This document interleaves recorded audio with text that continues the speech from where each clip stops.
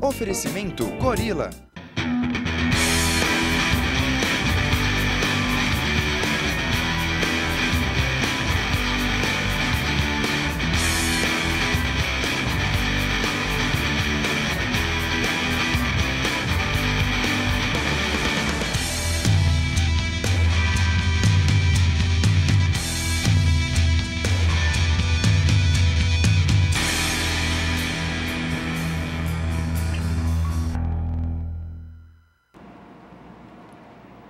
Olá, estamos aqui ao vivo, direto do nosso estúdio, com o tema Projetos Sociais. Vou conversar com a Heloísa Melilo. Você tem dúvidas? Você que é empreendedor e quer mandar suas perguntas porque você sonha em ter um projeto social? Mande, basta colocar o seu nome e a sua pergunta embaixo da tela e ela responderá ao vivo ainda direto aqui do programa. Então eu vou falar com ela, Heloísa, que é pedagoga, arte educadora, já atuou em escolas, bibliotecas públicas e Secretaria de Educação e Cultura do Estado de São Paulo. Durante 14 anos, coordenou o Projeto IP, um programa de formação de educadores por multimeios, numa parceria com a Fundação Padre Anchieta e a TV Cultura. Desde 94, ela elabora e implementa projetos de educação para empresas que visam a inclusão da população de baixa renda. Então, Heloísa, muito obrigada, quero agradecer, é muito bom estar aqui com você hoje. Eu que agradeço o convite, espero que a gente possa ter uma tarde muito gostosa e esclarecedora, porque esse é um assunto com certeza fascinante. E eu fiquei muito feliz da Heloísa aceitar o meu convite, porque ela é uma pessoa fascinante, apaixonada pelo que ela faz, e eu tenho assim a honra de conhecê-la há alguns anos e ver como ela faz uma dedicação fascinante. Tenho certeza que ela pode contribuir muito com você. Então, para mim é uma honra ter você aqui hoje. Obrigada. Uma das coisas que eu vejo, Heloísa, algumas pessoas quando pensam em, vamos falar assim, ações sociais na empresa, elas imaginam que o fato de pegar o lixo reciclado da empresa e doar para uma ONG, ou eventualmente algum produto que ela não use mais, faz uma doação para alguma entidade, que isso é o suficiente. Então eu queria saber de você se realmente isso é considerado uma ação social e que você explicasse um pouquinho o conceito de projeto social que as empresas estão adotando hoje. Bom, antigamente, a gente está falando aí de 30, 40 anos atrás, as empresas que faziam esse tipo de doação ou que assinavam um cheque e faziam uma doação para qualquer instituição, eram consideradas empresas que ajudavam o próximo e, portanto, eram socialmente responsáveis.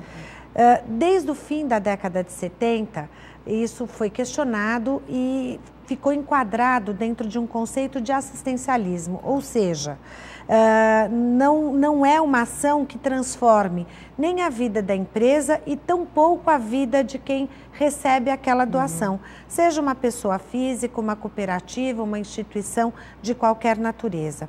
A partir daí, se percebeu que não bastava doar coisas ou dinheiro, precisava que as empresas conhecessem para o que elas estavam fazendo essa doação e se comprometessem com esse processo que acontecia a partir daquilo que era doado. Isso chamou-se investimento social privado. Então, a empresa tinha uma responsabilidade em cima daquele valor, aquele erário ou aquele produto que era destinado. Entendi. Isso também ficou velho e viu-se que com isso também não era suficiente. Que o que era efetivamente um projeto social, um projeto de responsabilidade social ou uma construção de um projeto sustentável, ele partia de uma análise baseada na transformação interna da empresa a partir daquela ação e da transformação externa daquela comunidade, daquele grupo para onde a ação estava sendo orientada. E isso faz toda a diferença, né? É uma ação responsável da empresa.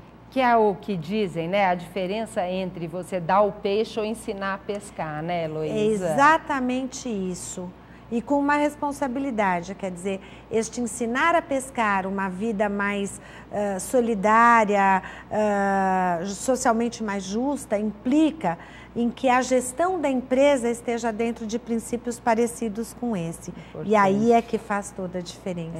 E faz uma mudança grande até dentro da empresa. Exatamente. Né? E aí, então, Heloísa, você que tem a H Melilo, que é um grupo de articulação social. Queria que você me explicasse qual é o trabalho que vocês fazem na H Melilo e o que vocês desenvolvem nessa área de projetos sociais e outras. Veja, a H Melilo, ele constitui um grupo de articulação na medida em que a articulação social ela é a principal ferramenta e natureza da ação do nosso trabalho, em qualquer uma das 3 unidades de negócio da qual ela se divide.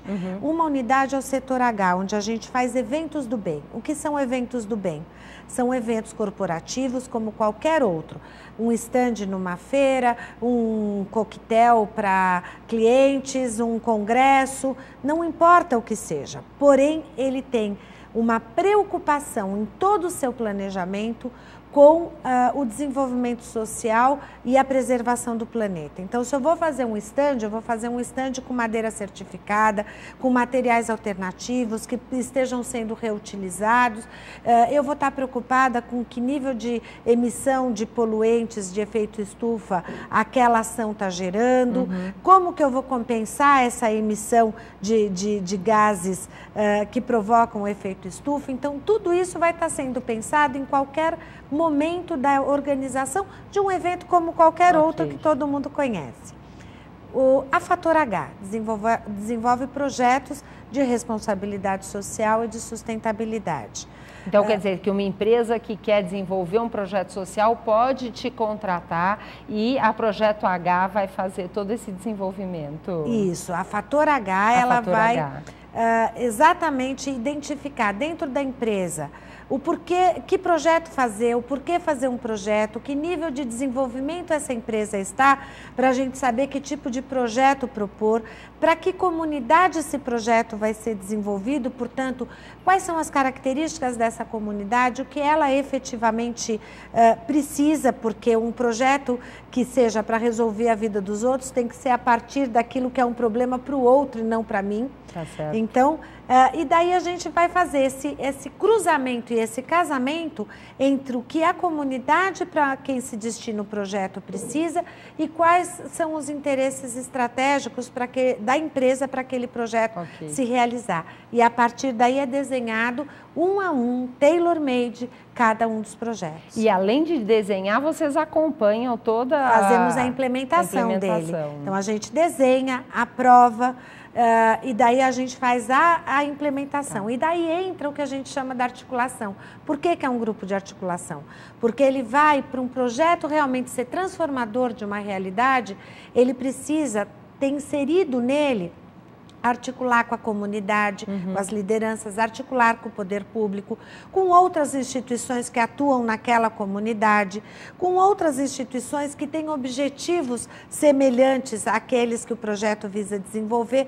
Ou seja, a gente tem que pegar todas essas múltiplas possibilidades e colocá-las de uma forma estruturada, onde a gente possa efetivamente trabalhar no ganha-ganha. Eu falo que é somar esforço para multiplicar resultado. Isso é fundamental dentro de uma ação social. Perfeito. Então, você falou que são 3 empresas que compõem o grupo. Qual que é a terceira? É o Instituto Agires, ele é um instituto de fomento à cidadania. A principal missão do Agires é identificar nas comunidades pessoas que queiram entrar no mercado de trabalho formal ou formar um grupo produtivo, seja cooperativa ou empreendedor individual.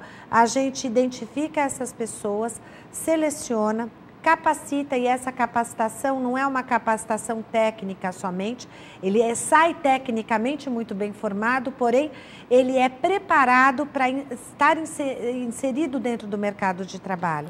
Então Então, ele é trabalhado como pessoa, como a formação de cidadania, e essa cidadania que tem direitos e deveres e que precisa estar sendo compreendida dentro tanto da empresa quanto da sociedade. E daí a formação técnica. Olha, incrível, né? Você fez realmente empresas complementares dentro do grupo. E daí o mais legal é que a gente aproveita essa mão de obra dentro dos nossos projetos. Ele nasceu para isso. Porém, como a gente foi tendo um resultado muito grande, a gente tem um baixíssimo turnover destas pessoas, a gente tem pessoas que são diferenciadas no mercado. Outras empresas vieram nos procurar para que o Agires fizesse uma parceria com essas empresas de forma que identificasse, selecionasse, capacitasse na parte humana e a empresa entra na parte técnica para o mercado de trabalho formal, em área de atendimento telemarketing, em área de eletricidade, enfim, dos mais diversos setores. Você conseguiu, com essa expertise que vocês desenvolveram internamente, atender uma grande necessidade do mercado. Exatamente. Né? Muito legal. Exatamente. Até já temos a participação do Silvio Igor, que mandou um grande abraço. Silvio, bom contar com você nos acompanhando. Heloísa, eu queria saber, qual que é a importância das empresas se preocuparem com as comunidades, com o meio ambiente ao seu redor? Bom, a importância hoje não é nem mais uma importância. Ou a empresa se preocupa ou ela está fadada a morrer, não é um insucesso, ela vai desaparecer. Qualquer empresa existe num planeta que está vivendo um momento de degradação muito grande. E que uma boa parte dessa degradação do planeta acontece dentro dos processos produtivos nas empresas, nas indústrias, nas empresas de serviço, enfim. Se a empresa não olhar para esse planeta e perceber que ela tem que trabalhar de forma a preservá-lo, não vai existir planeta, sem planeta não existe nem gente, nem empresa. Então é simples assim. De outro lado, ela trabalha diretamente relacionada a uma comunidade ou a um grupo social, enfim, toda e qualquer empresa.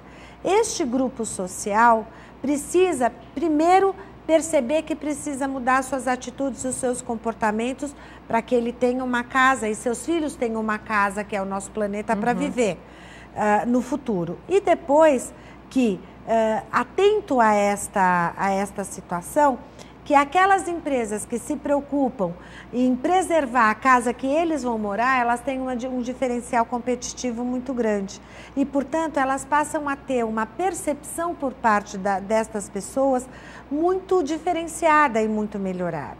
Incrível. Então, este é o jogo, é um jogo que desenvolve, transforma, melhora a vida de todo mundo, porém, ele tem uma função. Eu gasto agora, mas me permite ganhar sempre. Ter um retorno. E aí, então, eu gostaria de ouvir de você um pouquinho quais são os benefícios desses projetos sociais implantados, até porque eu vejo que algumas empresas já estão utilizando como uma forma de marketing algumas ações, vamos dizer, de cuidado do meio ambiente ou de alguma forma sociais. Mas eu queria que você falasse o verdadeiro benefício daquele projeto que realmente faz uma transformação na sua comunidade e no meio ambiente ao seu redor. Há uns anos atrás, estabeleceu-se o conceito de marketing relacionado a causas. O que a gente viu na prática foi muito marketing e pouca causa. O que a gente ainda vê, infelizmente, né? Muito. É muito marketing e pouca causa. Até porque, para que haja uma causa de verdade, ou seja, um processo e uma ação social, esta ação precisa gerar uma transformação do estado daquela causa. Então, não basta eu atuar com aquelas crianças. Só é de verdade uma ação se essas crianças se transformarem a partir da ação. É a mesma coisa numa empresa. A gente só tem o resultado de uma empresa se o produto é feito, se o serviço é desenvolvido de forma qualificada, que gera a venda do produto, do serviço, a satisfação do cliente. É este o mesmo princípio que a gente tem que ter na ação social. Ela só significa se ela realmente gerar transformação. E o que acontece? Hoje a gente encontra uma série de empresas preocupadas, onde alguns executivos, eles estão de verdade preocupados com a causa, Porém, como isso é muito novo, a vida inteira eles aprenderam que a ação deles era para diminuir custo e aumentar lucro, que gera um resultado, aumentar a receita que gera um maior lucro, e esse era o caminho do sucesso no mundo dos negócios. Exatamente. Né? Agora não mais. Você não pode pensar em obter lucro ou diminuir custo a qualquer preço. E este a qualquer preço muitas vezes implica em que o custo seja maior do que aquele que a gente estava acostumado a ver. Então, por exemplo, não vou nem falar num projeto que é para fora, mas num projeto dentro da empresa. Tá. Hoje, as empresas precisam se preocupar com o Estatuto da Criança e do Adolescente. Isto significa não empregar trabalho infantil e, quando emprega a partir dos 14 ou 16 anos, empregar dentro das condições da lei do aprendiz. A lei do aprendiz, tal como ela é feita de verdade, que todas as empresas teriam que ter aprendizes dentro dos seus quadros. Mas é um desafio atender aquela lei com todas aquelas exigências. Exatamente. Quase impossível, principalmente para pequena e média empresa. Veja, é médio. A gente tem na Gamelilo, a Gamelilo é uma empresa que está entre pequena e média, sob qualquer perspectiva que você analise, número de funcionários, faturamento ou qualquer outra coisa. A gente tem aprendizes dentro da Gamelilo. Tem, cumprindo todas as normas e todas as regras. Eu preciso aprender com você como que funciona isso, Heloísa. Agora, para isso, a empresa precisa, é uma ação social. Veja, como fazer um projeto social. Entender que aquele adolescente, que aquele jovem não é um tirador de xerox, é um carregador de papel de um lado para o outro, e que ele está ali justamente para se formar enquanto profissional, aprender uma profissão, que seja uma profissão em que ele possa ter uma ação de evolução, de carreira, de ser contratado definitivamente pela empresa onde ele é aprendiz ou por outra qualquer, porque ele vai estar qualificado para o mercado, é um projeto social da empresa. Muito legal. E tem que encarar desse jeito. O executivo, o gerente, o chefe, tem que entender que ele tem esta função. Tem uma missão, é uma né? missão. E, inclusive, vejo que, com certeza, a partir desse trabalho bem feito, você tem uma formação de futuros bons profissionais para a sua empresa, que é algo que as empresas reclamam tanto hoje em dia. Você tem uma equipe muito mais engajada e comprometida. Então, quer dizer, o efeito colateral desse projeto é maravilhoso. Imenso, ele é imenso. E veja, você tem a chance de formar um profissional com todas aquelas competências e habilidades que o seu negócio exige e, ao mesmo tempo, reverberar para aqueles que já estão, que enquanto ele trabalha, ele faz muito mais do que gerar lucro para o seu empregador. Ele está exercendo a sua cidadania e o seu ser pessoa, o seu ser humano no seu dia a dia com aquela ou aquelas pessoas, aqueles jovens que estão lá dentro.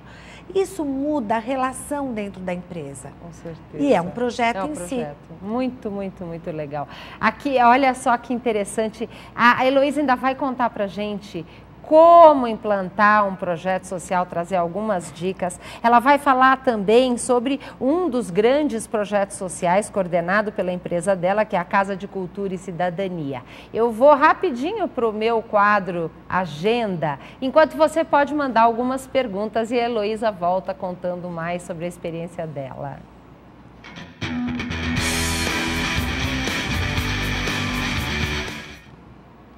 O quadro Agenda dessa semana, nós vamos falar sobre a Feira Cultural Preta, ela que vai acontecer nos dias 18 e 19 de dezembro, lá no Centro de Exposição Imigrantes, na Rodovia dos Imigrantes, quilômetro 1,5.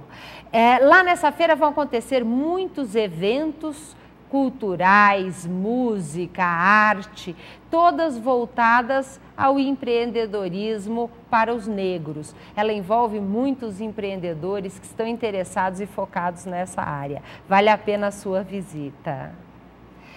E aí, então, Heloísa, eu queria que você me falasse, me explicasse, para a gente começar entendendo o verdadeiro projeto social, que você me falasse desse projeto da Casa de Cultura e Cidadania, que tem aqui o apoio da AES, né, uma grande empresa na área de eletricidade, e que vocês não só estabeleceram o projeto, como implementam. Me conta como é que funciona. Bom, esse é um projeto que existe a partir do apoio, né, da Lei de Incentivo à Cultura, a Lei Rouanet, que é patrocinado pelo Grupo AES Brasil, não só através desta lei de incentivo, como também por recursos próprios. O que nós fizemos? Nós fomos na empresa, identificamos os projetos que a empresa tinha. Daqueles vários projetos, um deles tinha uma vocação de ser transformador, assim como tudo que eu estava colocando. Fomos conhecer mais a fundo esse projeto, em loco, e descobrimos que ele tinha um potencial enorme. A partir daí, fizemos um diagnóstico se ele teria capacidade de virar uma tecnologia social. O que é isso? Que ele pudesse ser pensado de um jeito que a sua aplicação pudesse ser replicada em outras comunidades, em outros grupos, e que pudesse reverberar pelos interesses de outras empresas. Chamamos um grupo de especialistas, que são os nossos curadores, que junto comigo desenvolveram toda a metodologia do trabalho. Foi feita a orçamentação do projeto, como que ele poderia ser encaixado nas diversas leis de incentivo e tudo mais. Uma vez ele pronto, né, nas suas linhas gerais e captado, ou seja, a empresa tinha os recursos suficientes, a gente foi para essa comunidade fazer a articulação com a comunidade. O que é que essa comunidade esperava, como ela podia ser atendida, e a partir daí a gente pegou aquele projeto, apresentou para a comunidade, ganhou a confiança e a credibilidade dessa comunidade, apresentamos para especialistas e técnicos, para as instituições que ficavam ali. A primeira unidade foi Vila Guacuri, e assim começamos a implementação. E qual era o objetivo principal desse projeto? Transformar a realidade local, é promover o desenvolvimento daquela localidade onde o projeto estiver inserido, através de cursos regulares de arte e cultura para crianças e jovens, cursos profissionalizantes e oficinas de geração de renda para adultos, atuar na defasagem da escolaridade com educação de jovens e adultos no período noturno, promover a construção de espaços de exercício político da cidadania, através de conselhos e associações, e promover a fruição dos bens culturais para que aquela comunidade que está alijada, né, todas as comunidades de baixa renda assim estão, do que é o teatro, o cinema, a música, a dança, passam a conviver com essa realidade, e a gente leva grupos profissionais para que eles possam ter essa experiência. E eu até ouvi, né, no material da Casa da Cultura, que já tem até profissionais que foram para o Cirque du Soleil, não é isso? Três crianças da unidade, dessa primeira unidade da Vila Guacuri, foram selecionadas para o Banco de Talentos do Cirque du Soleil. Agora, o mais legal não é que elas foram selecionadas, o mais legal é a gente escutar da pessoa que estava fazendo o teste, que faz a seleção no mundo inteiro, de que nunca podia imaginar que no Brasil houvesse um trabalho de tão boa, de tão maravilhosa qualidade como aquele que ele viu nas meninas contorcionistas. Isso faz a diferença. Vale a pena. Você que quer conhecer mais, visite o site www.casadeculturaecidadania.com.br. Você vai conhecer todos os detalhes, eles que já estão em muitas localidades hoje. São 7 e vamos abrir a 8ª em 2011. Então, Heloísa, nós estamos falando para o Brasil todo, até para fora do Brasil. Um empreendedor que está nos ouvindo e que ficou mobilizado, quer fazer um projeto social na empresa dele, que é uma empresa pequena e média.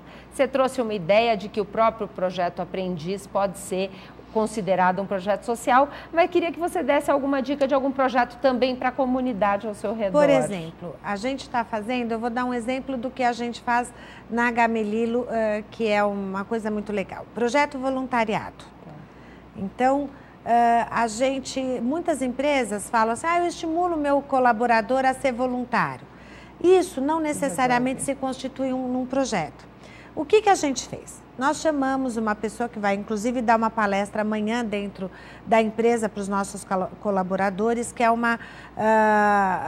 um expoente na área do voluntariado, que é o Valdir Cimino. Ele é presidente da Associação Vive e Deixe Viver, que é uma das principais ONGs que a gente tem de atuação com a arte de contar histórias aqui no Brasil. E ele também é vice-presidente do Instituto Brasil Voluntário, tá? Ligado ao Instituto Faça Parte. Ele vai fazer essa palestra? Ele faz essa palestra, sensibiliza os funcionários, os colaboradores. A empresa, por sua vez, identifica aonde uma ação de voluntariado da nossa equipe, quais são as competências e habilidades que os nossos colaboradores teriam para disponibilizar. A gente faz um relacionamento com as entidades ou a entidade para onde esses nossos voluntários vão ser estimulados a participar. Esse voluntário, ele faz toda uma preparação, uma capacitação para ser voluntário, porque voluntário não é ir lá fazer o que a gente quer, mas ser voluntário é fazer o que o outro precisa que seja feito. E da forma que gere autonomia e transformação nessa pessoa, nessa instituição. A partir daí, a empresa faz o acompanhamento disso. Tudo isso que eu estou falando, gente, não custa nada em dinheiro. Custa algumas horas que você vai entender que o seu colaborador vai estar se qualificando e trabalhando com essa ação voluntária e que o seu back-office vai estar tendo que articular um pouquinho essa história. Essa falta dessa Mas não precisa por dinheiro nenhum. Né? Olha que projeto simples de fazer e que vai atuar em tantas instituições. E que eu fico imaginando, muitas vezes a pessoa, por exemplo, do departamento financeiro, que tem facilidade de fazer planilhas e tal, pode ajudar a uma creche da sua vizinhança a organizar as finanças dela. Exatamente. É algo que ela vai se sentir bem, ela vai efetivamente contribuir e a empresa está propiciando isso. O que a gente ouve falar assim, mas como eu vou ser voluntário? Eu não sei cantar, dançar e representar, eu vou fazer o quê? Às vezes, fazer o mais é você fazer aquilo que é o seu dia de fazer.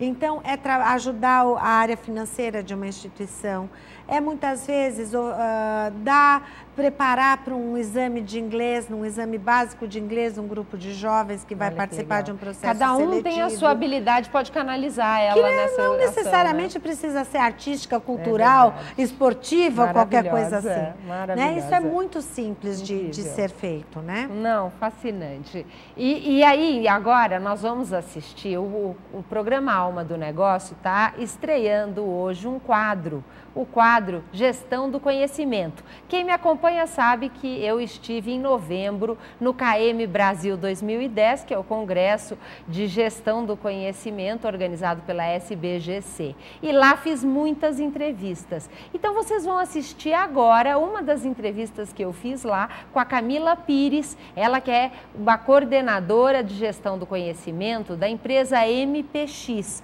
uma das empresas do empreendedor Ike Batista. Acompanhe conosco essa entrevista. Agora eu vou entrevistar a Camila Pires, ela que é coordenadora de gestão do conhecimento da empresa MPX, uma das empresas do empreendedor Ike Batista. E ela trouxe aqui para nós algumas dicas para você que está nos acompanhando. Ela vai participar do painel dirigido à cadeia de petróleo, gás e energia, dirigido para pequenas e médias empresas, aqui no KM Brasil 2010. Camila, muito obrigada pela participação e compartilhar seu conhecimento com nossos internautas. Para começar, queria que você falasse um pouco essas dicas que você traz. A primeira coisa é você observar o contexto da sua empresa, né? Às vezes a gente fica cheio de metodologias debaixo do braço e elas são importantes? Sim, são importantes, mas também o mais importante é a gente ouvir a organização. É perceber o que os funcionários, o que os colaboradores estão trazendo de necessidades. Então, a primeira seria ouvir e perceber o contexto. Interessante, você sabe que eu estava entrevistando o Marcelo, que é um especialista em comunicação aqui no KM Brasil, e ele estava falando exatamente disso, da importância de você falar e ouvir, que faz parte base da comunicação e pode fazer uma diferença tão grande. Qual que é uma outra dica além dessa? Uma outra é esquecer o que está na moda, né, e ver o que realmente se aplica para a sua organização. Então, muitas vezes a gente vem, né, para um evento como esse do KM, a gente vê, poxa, a empresa tal fez isso, então eu vou fazer também. Então, tenho que fazer uma comunidade de prática na minha empresa e, às vezes, isso não se aplica para uma pequena e média empresa.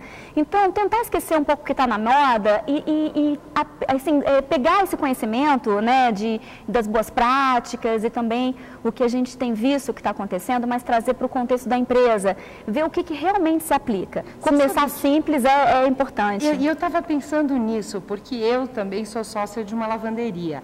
E eu falei, puxa, preciso implantar a gestão do conhecimento na lavanderia.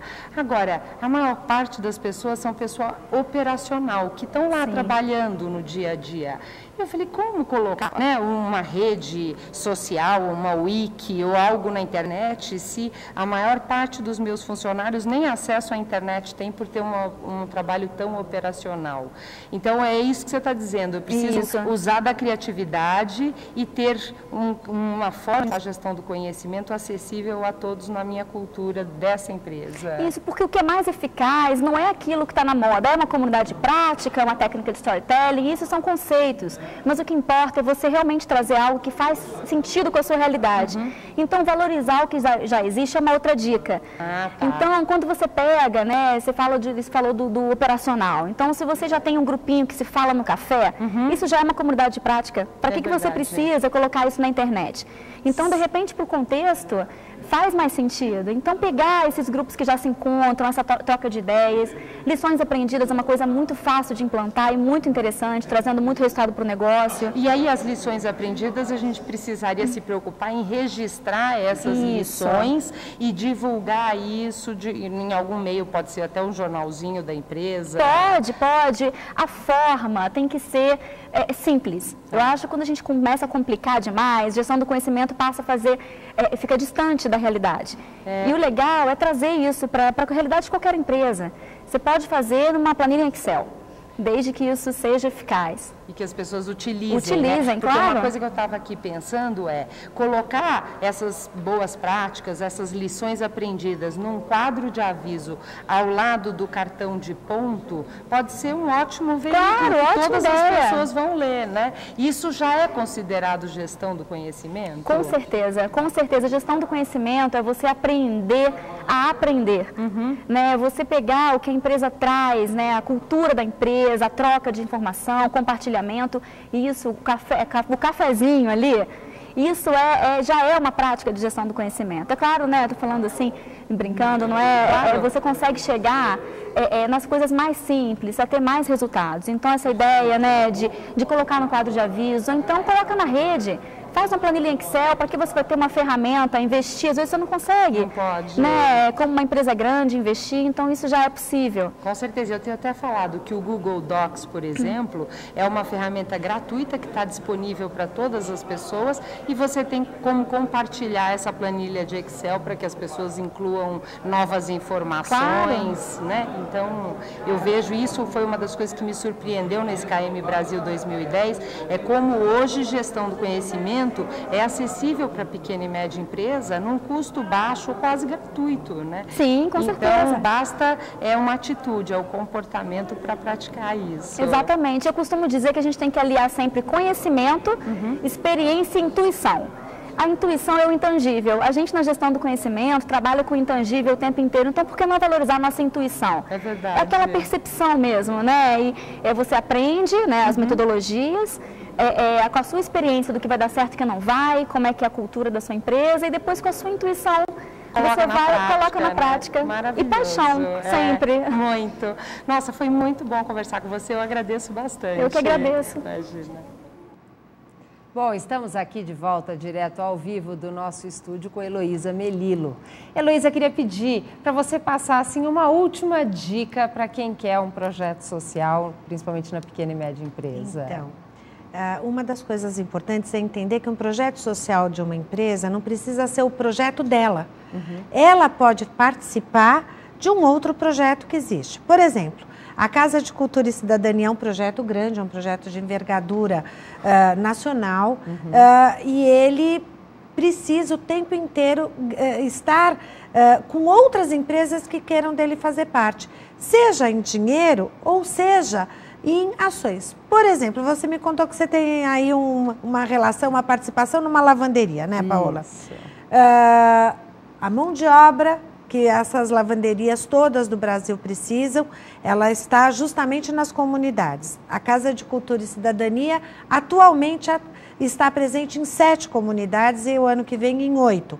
Por que a gente não pode fazer uma parceria e identificar as pessoas na comunidade, fazer essa preparação dessas pessoas para se inserir no mercado de trabalho dentro do setor de lavanderias e preparar as lavanderias, né? As lavanderias estão se preparando para receber essa pessoa que vem da comunidade para que dê certo. Esse é outro genial. jeito. Gostei tanto da ideia. Eu que hoje estou presidente da Associação Nacional das Empresas de Lavanderia, já me apaixonei pela ideia. Vamos conversar sobre isso porque realmente pode fazer toda a diferença. E o que eu acho importante desses projetos, né, Heloísa, é um projeto ganha-ganha, porque ele é bom para as pessoas da comunidade, para a empresa, para a pessoa física que participa nele, né? E no caso, se a associação é envolvida, a associação está prestando o serviço dela ao nosso segmento, que é algo tão fundamental. Eu acho que esse é provavelmente um componente de sucesso para qualquer projeto social, né? A gente através da Casa de Cultura e Cidadania, assim como muitas outras empresas ou instituições que têm projetos de alta envergadura, e esse é o pensamento da Viviane Sena, quando ela tem o Acelera, que participa, a conjunção de um grupo enorme de empresas, ou o movimento Todos pela Educação, ou todos os movimentos mais atuais que visam a transformação de verdade das pessoas, de que ele é sempre um movimento coletivo e o projeto é um projeto da sociedade, para a sociedade, e que toda empresa tenha ela o tamanho que tiver, o faturamento que tiver, o número de funcionários que tiver, pode participar de um grande projeto desse país. Maravilhoso, não, genial, adorei. Uma aula hoje de projetos sociais e que basta vontade e a gente pode fazer a diferença e mudar esse Brasil, né, Heloísa? E aí, o tempo passa rápido, já estamos chegando no final dessa entrevista e eu tenho sempre as 2 últimas perguntas para o meu entrevistado. Heloísa, queria saber de você, o que é empreender para você? Empreender é a capacidade que o indivíduo tem, transformada em atitude, de transformar a realidade sua, ou a realidade de um determinado setor ou de um determinado grupo social todos os dias. A gente empreende todos os dias, por mais que a gente esteja atrás de um computador 18 horas dele. Maravilhoso. E aí, para fechar essa entrevista, queria saber qual é a alma do seu negócio. Eu acho que eu tenho a honra, o privilégio de trabalhar, de ter um negócio cuja missão é transformar a vida das pessoas que estão dentro do negócio, primeiro, para que elas possam contribuir na transformação da vida e desta sociedade, da vida das pessoas que constituem esta sociedade brasileira, esse povo brasileiro, com a sua diversidade, com a sua vulnerabilidade e, ao mesmo tempo, descobrindo a sua beleza e o seu potencial. Maravilhoso. Não, é gostoso estar aqui com você, ver o brilho dos seus olhos e realmente a dedicação que você tem. Você deu uma aula para nós, eu agradeço de coração. Sei que não é fácil na sua agenda arrumar esse espacinho. Imagina, eu que agradeço, Paola, e para mim é sempre uma alegria poder conversar sobre esse assunto, especialmente com os empreendedores de pequeno e médio porte, que sempre acham que é tudo tão grande que eles não podem fazer parte do processo. E dizer que pode sim, e às vezes transformador é uma pequena atitude, não necessariamente um grande projeto. Maravilhoso, muito obrigada. Obrigada a você, obrigada. O programa Alma do Negócio hoje fica por aqui. Eu passo para os meus agradecimentos finais, eu agradeço a Iorani, essa confecção mineira que tem aí um toque especial. E eu visto Iorani Rabelo, quer conhecer? Visite o site.